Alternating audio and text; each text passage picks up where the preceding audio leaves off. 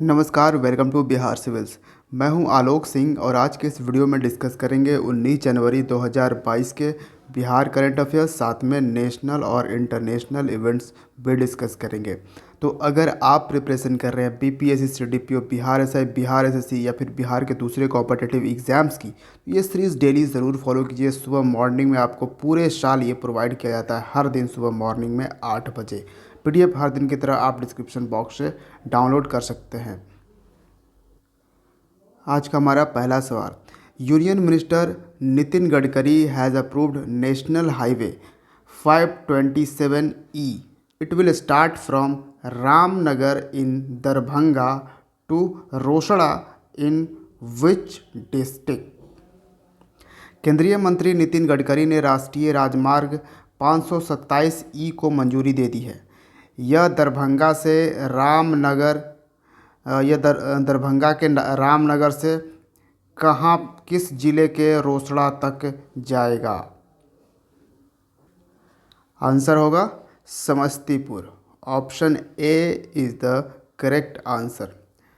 और इसका पूरा टोटल लेंथ होगा 39.5 किलोमीटर।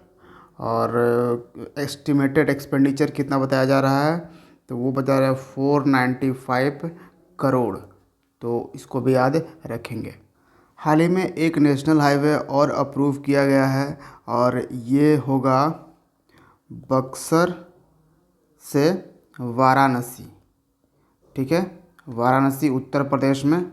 तो बक्सर से वाराणसी तक जाएगा कितना किलोमीटर? 45 किलोमीटर का ये नेशनल हाईवे होगा। इस नेशनल हाईवे का क्या नाम है? 319A। ठीक है, इसको भी याद रखिएगा। जल्द ही मुंगेर में एक डबल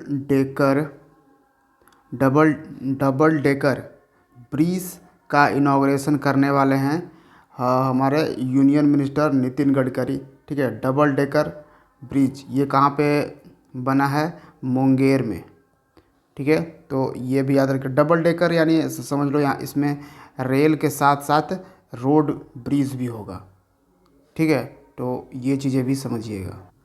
और एक इंटरनेशनल बैंक है एशियन डेवलपमेंट बैंक। ठीक है, जिसका हेडक्वार्टर आपको फिलीपींस में मिलेगा। फिलीपींस की कैपिटल मनीला में आपको मिलेगा एशियन डेवलपमेंट बैंक का। इससे बिहार के जो रोड हैं, यानी कि बिहार स्टेट हाईवेज प्रोजेक्ट के लिए Asian development bank 329 million dollar का लोन देगा। एशियन डेवलपमेंट बैंक किसको?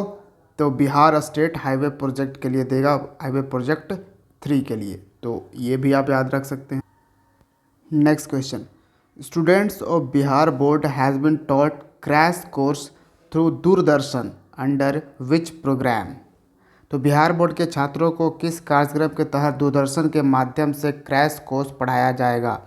तो ये 17 जनवरी से ये क्रैश कोर्स शुरू हो गया है।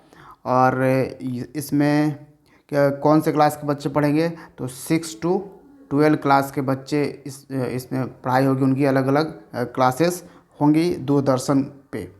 ठीक है, तो ये कौन सा प्रोग्राम है? यह है मेरा दूरदर्शन मेरा विद्यालय। ये पिछले साल ही प्रोग्राम लॉन्च किया गया था और ऑब्वियसली कोरोना के कारण और इस बार भी फिर से इसको लगाया जा रहा है, लागू किया जा रहा है। Option C is the correct answer. ठीक है, तो ये याद रखना है।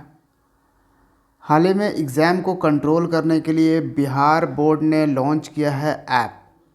इसका नाम है एग्ज़ामिनेशन ऐप। ठीक है, तो ये भी आप याद रखनी है। और क्लास 1 to 5 को कौन पढ़ाएगा? 6 to 12 तो दूरदर्शन के थ्रू पढ़ेगा, लेकिन 1 to 5 तो ये जो भी टोला के टीचर होंगे उस टोला में उसी टोला टीचर पढ़ाएंगे, ये ऐसा बोला गया है। Next question, world's largest khadi national flag has been displayed at which place? विश्व का सबसे बड़ा खादी राष्ट्रीय ध्वज कहाँ प्रदर्शित किया गया है? तो पूरे दुनिया का सबसे बड़ा खादी का ये नेशनल फ्लैग डिस्प्ले किया गया है। तो ये कहाँ पे? जैसलमेर में। Option D is the correct answer. Jaisalmer कहाँ है? राजस्थान में, यानी कि इंडिया पाकिस्तान बॉर्डर पे के पास ही। On the occasion of Indian army day. Indian army day हम आपको पता है 15 जनवरी को हर साल मनाते हैं, ठीक है। तो इसलिए, और ये जो फ्लैग है, ये जो झंडा है भारत का, ये 225 फीट लंबा ये वाला था और 150 फीट चौड़ा था ये। अगर इतना से भी आप अगर महसूस नहीं कर पा रहे हो इम्पोर्टेंस, तो अभी मैं आपको बताता हूँ। 1400 केजी का वेट था, लगभग 1400 किलो का वेट था इस झंडे का। और भी मैं इसको बताता हूँ, इस बड़े दुनिया का सबसे बड़े नेशनल फ्लैग डिस्प्ले का, इसमें 70 खादी आर्टिसंस लगे थे, ठीक है। जो कलाकार जो थे, खादी से इस खादी कपड़े से इसको बनाया है, ठीक है। और उन्होंने कितने दिनों में कंप्लीट किया इसको? 49 डेज। समझ गए? तो काफ़ी इम्पोर्टेंट है। नेक्स्ट क्वेश्चन है, which country is hosting the ICC international cricket council under 19 world cup 2022? तो कौन सा देश ICC अंडर 19 विश्व कप 2022 की मेज़बानी कर रहा है? तो ये देश है West Indies. Option B is the correct answer. हालांकि वेस्ट इंडीज़ को लॉजिकल तरीके से आप अपने आप में ये कोई कंट्री है नहीं। जी हाँ, वेस्ट इंडीज़, जैसे आप ब्रायन लारा को आप बोलते हो वेस्ट इंडीज़ से हैं, तो एक्चुअली में वो अपने आप में ये एक कंट्रीज़ बिल्कुल नहीं है।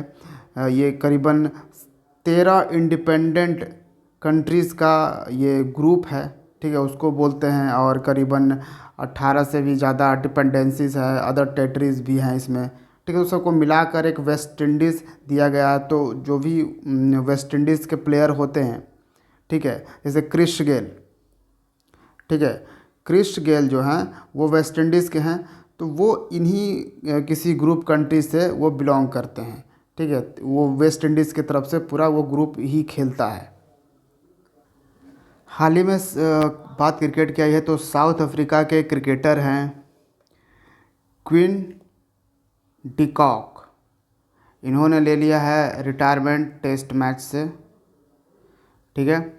और साउथ अफ्रीका में एक बहुत ही फेमस स्टेडियम है, सेंचुरियन। इस स्टेडियम में पहला एशियन टीम कौन है जिसने साउथ अफ्रीका को हराया है? तो वो है इंडिया। हालांकि पहले यूरोपियन कंट्रीज़ में कौन ये यूनाइटेड किंगडम और ऑस्ट्रेलिया इसको हरा चुका है। अच्छा, ये अंडर 19 2022 में होने वाला है। 2021 में जो under 19 cricket cup, Asia cup हुआ था, एशिया क्रिकेट कप, ये तो वर्ल्ड कप है। तो एशिया कप में किसने जीता था? इंडिया ने जीता था। किसको हराकर? श्रीलंका को।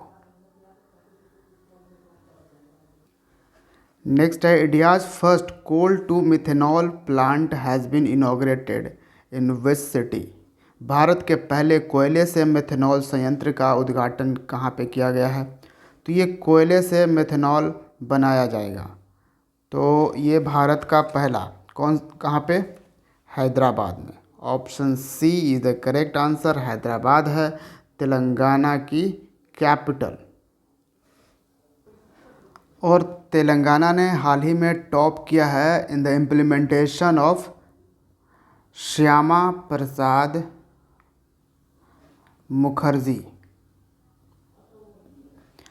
रर्बन मिशन, ठीक है। श्यामा प्रसाद मुखर्जी रर्बन मिशन में तेलंगाना ने टॉप किया है। और तेलंगाना का ही गांव सबसे ज़्यादा, यानी तेलंगाना ने ODF विलेजेस में भी टॉप किया है। ODF यानी कि ओपन डेफिकेशन फ्री विलेजेस में तेलंगाना पूरे देश में सबसे ज़्यादा यहाँ के गांव ओडीएफ हो चुके हैं। ठीक है, तो ये भी आपको याद रखना है। और ये ओडीएफ के लिए कौन, स्वच्छ भारत मिशन ग्रामीण फेज सेकंड के प्रोग्राम के तहत ये चल रहा था ओडीएफ। ठीक है, तो ये भी याद रखेंगे। भारत का पहला रॉक म्यूज़ियम, ठीक है, ये भारत का पहला रॉक म्यूज़ियम है जिसको इनॉग्रेट किया गया है। कहाँ पे, तेलंगाना में किया गया है। तेलंगाना में कहाँ पे, हैदराबाद में ही किया गया है। तो ये भी याद रखिएगा। जो मिनिस्टर ऑफ स्टेट हैं, union minister of state Jitendra Singh, उन्होंने इनॉग्रेट किया था। नेक्स्ट है, अ veteran journalist Kamal Khan passed away recently at the age of 61। He worked with which media channel. एक अनुभवी पत्रकार कमाल खान का 61 साल की उम्र में निधन हो गया है। उन्होंने किस मीडिया चैनल के साथ काम किया है? तो ये जर्नलिस्ट थे एनडीटीवी का। Option A is the correct answer. ठीक है, यहाँ पे थोड़ा सा ऑप्शन ए यहाँ पे मिट गया है। तो एनडीटीवी के ये पत्रकार थे और ये जुड़े थे उत्तर प्रदेश पॉलिटिक्स से। ठीक है, उत्तर प्रदेश पॉलिटिक्स की ये रिपोर्टिंग करते थे। Next question, who has been selected for the 16th queen's baton relay. 16वीं क्वींस बैटल रिले के लिए किसे चुना गया है? तो ये 16 साल की लड़की है Vanisha Umashankar. Option C is the correct answer. जी हाँ, ये बिल्कुल 15 या 16 साल की ही है और ये एक इन्वायरमेंटलिस्ट है। ठीक है, ये इन्वायरमेंट के बारे में का इन्वायरमेंट एक्टिविस्ट कह सकते हैं और ये बिलोंग करती है तमिलनाडु से। तमिलनाडु से अगर एग्जैक्ट पूछा जाए किस ज़िले से, तो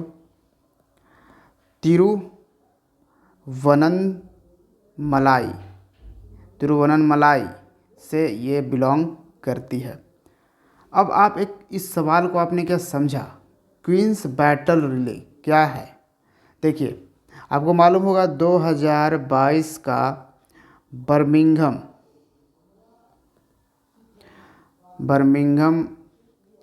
कॉमनवेल्थ गेम्स होने वाला है। ठीक है, एक्चुअली स्टार्ट हो चुका है कॉमनवेल्थ गेम्स। तो इसमें जो इसकी शुरुआत जब करी जाती है, बिगिन करी जाती है, तो क्वीन एलिज़ाबेथ जो हैं, ठीक है, क्वीन एलिज़ाबेथ इंग्लैंड की, वो यहाँ पे कुछ मैसेज देती हैं, एड्रेस करती हैं इसको शुरू करने के टाइम में। तो उस टाइम कुछ बहुत ही महत्वपूर्ण बच्चे वहाँ पे प्रेजेंट होते हैं। उनमें क्या है कि विनीशा उमाशंकर को भी यहाँ पे पार्टिसिपेट करने के लिए इनवाइट किया गया। तो ये अपने आप में एक प्राइड मोमेंट है कि एक भारतीय लड़की वहाँ पे रहेगी। ठीक है, तो ये बात आप समझ सकते हैं। तमिलनाडु के चेन्नई का ही एक लड़का है, वो भी 15 साल का ही है, भरत सुब्रमण्यम। भरत सुब्रमण्यम जो है वो बन गया है भारत का 73rd ग्रैंड मास्टर। ऑब्वियसली हम बात कर रहे हैं चेस की। Next question, Indian railway has change the name of post of train guard to what. तो भारतीय रेलवे ने ट्रेन गार्ड के पद का नाम बदलकर क्या कर दिया गया है? एक्चुअली क्या किया गया है कि देखिए, पहले जो पोस्ट थी ट्रेन गार्ड का, तो जो लोग ट्रेन गार्ड की जॉब करते थे वो एक्चुअली में बहुत ज़्यादा काम करते थे, इसलिए उनकी पोस्ट तो वही रहेगी, वही काम जो करते हैं वही करेंगे, लेकिन उनकी क्या है, पोस्ट का नाम चेंज कर दिया गया है और ये नाम है train manager. Option B is the correct answer, क्योंकि उनका काम इतना ज़्यादा होता था हर चीज़ मैनेज करना कि वो उनको ट्रेन मैनेजर कहना ज़्यादा सूटेबल होगा। ठीक है, तो इसलिए उनको ट्रेन मैनेजर कर दिया गया, ना कि ट्रेन गार्ड। अच्छा, इंडियन रेलवे बोर्ड के चेयरमैन हाल ही में अपॉइंट किया गया है, कौन है? V K Tripathi. Indian railway minister कौन है? अश्विनी वैष्णव। इंडियन रेलवेज हाल ही में लॉन्च किया था एक मिशन अमानत, उनके सामान को पहुंचाने के लिए और उनसे बिलोंगिंग्स को पहुंचाने के लिए। फिर एक लॉन्च किया था मिशन जीवन रक्षा। जीवन रक्षा के तहत बताया गया कि पिछले 4-5 सालों में करीबन जो आरपीएफ है, रेलवे प्रोटेक्शन फोर्स है, वो करीबन 1600 से भी ज़्यादा लोगों को रेलवे ट्रैक से बचाया है। यहाँ पे आपसे एक स्टैटिक सवाल पूछूंगा, बताइए कि भारत में सबसे पहले रेलवे कब आई, डेट बताना है। अगर आप पॉसिबल हो तो ये भी बता दीजिए कि कहाँ से कहाँ तक चली। Next question, Indian navy and Russian navy undertake passex exercise 2022 in. भारतीय नौसेना और रूसी नौसेना ने पैसएक्स अभ्यास 2022 कहाँ पे ये करेंगे? ये करेंगे अरबियन सी में। Option D is the correct answer, अरब सागर। और ये है पैसएक्स एक्सरसाइज, जिसको इंडियन नेवी और रशियन नेवी करेंगे। ठीक है, इसमें हमारा indigenously made missile guided destroyer participate करेगा, आईएनएस कोची। ठीक है, next question, legendary dancer Pandit Birju Maharaj has passed away recently, he was famous for. महान नर्तक पंडित बिरजू महाराज का हाल ही में निधन हो गया है, वो प्रसिद्ध क्या थे? तो वो एक कथक डांसर थे। Option C is the correct answer. और काफ़ी फेमस थे पंडित बिरजू महाराज। ठीक है, और कथक डांस जो देखिए, कथक जो डांस है ना, ये one of the 8 classical dances में है।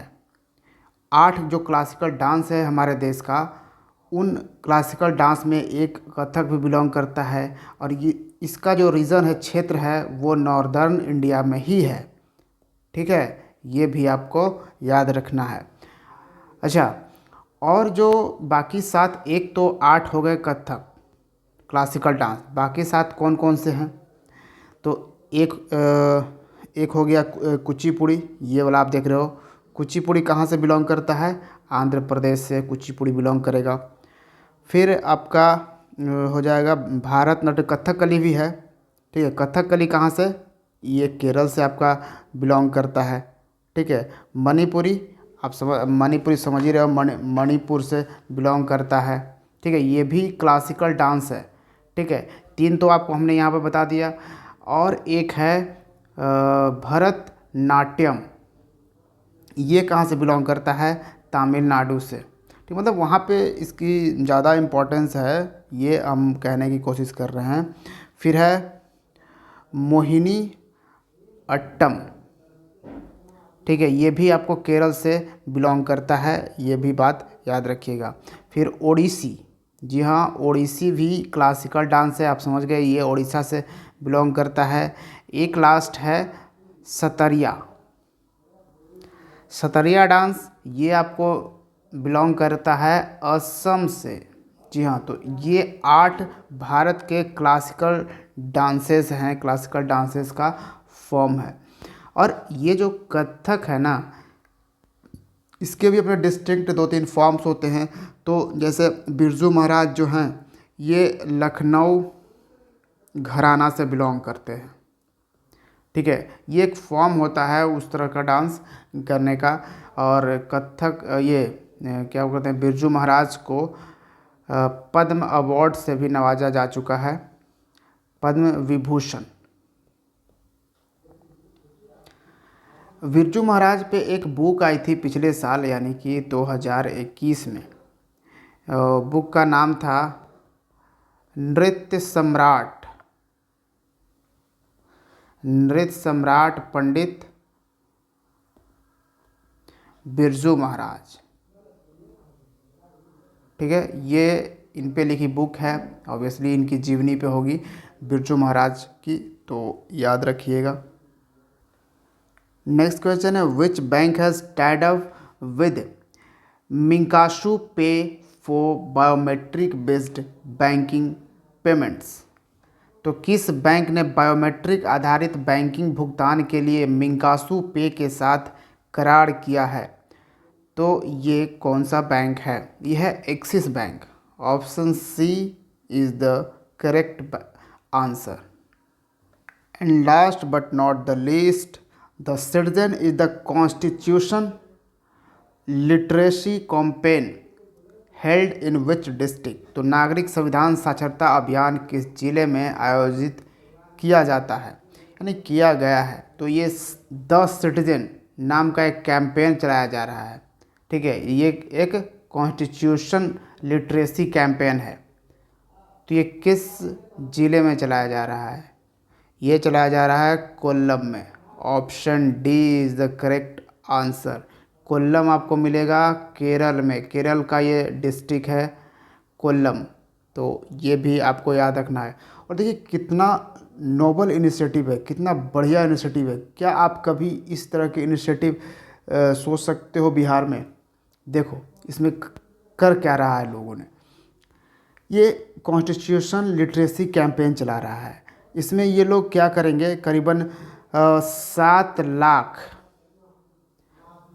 7 लाख फैमिलीज़ को ये लोग कॉन्स्टिट्यूशन का जो बेसिक प्रिंसिपल है, ठीक है, बेसिक प्रिंसिपल्स के बारे में उसको अवगत कराएंगे। अब सोचिए कितना बढ़िया है। मतलब आप अपने गांव में जाके देखो। मैं ये तो ज़रूर कहूँगा कि बहुत से लोग वहाँ पे आपके देश के कॉन्स्टिट्यूशन के बारे में अभी तक नहीं जानते होंगे। हमारा क्या राइट दिया गया है कॉन्स्टिट्यूशन में, हमारा क्या ड्यूटी है दिया गया है कॉन्स्टिट्यूशन में, क्या इसके बारे में सिटीजन्स को पता है? नहीं पता होता है। तो ये इन चीज़ों से साक्षर होना, इन चीज़ों की लिटरेसी, चलो ठीक है आप बहुत ज़्यादा कुछ नहीं जानते, लेकिन कम से कम कुछ ये बेसिक चीज़ें तो जाननी बहुत ज़रूरी होती है। ठीक है, तो एक बहुत ही बढ़िया मैं कहूँगा, इसलिए आप देखते होंगे हमेशा केरल टॉप पे आता है। तो इस तरह के इनिशिएटिव हर बार इनके क्षेत्रों में लिया जाता है एक्चुअली। ठीक है, और इसको कौन कौन सा लोग मिल के इम्प्लीमेंट करेंगे ये भी देखिए। तो कोल्लम डिस्ट्रिक्ट पंचायत जो होगा, कोल्लम डिस्ट्रिक्ट पंचायत, ठीक है, उसके साथ में डिस्ट्रिक्ट प्लानिंग कमेटी, फिर होगा साथ में Kerala institute of local administration. ये तीनों मिलकर ये 10 सिटीजन करेंगे और इसमें कॉन्स्टिट्यूशन के बेसिक प्रिंसिपल्स को लोगों तक पहुंचाएंगे कि हमारा जो देश का कॉन्स्टिट्यूशन का बेसिक प्रिंसिपल्स क्या है। तो ये था आज का करंट अफेयर्स। अगर बढ़िया लगे तो ज़रूर लाइक कीजिए और अपने दोस्तों के साथ शेयर कीजिए। Thank you for watching Bihar civil. See you in the next video. Jai Hind.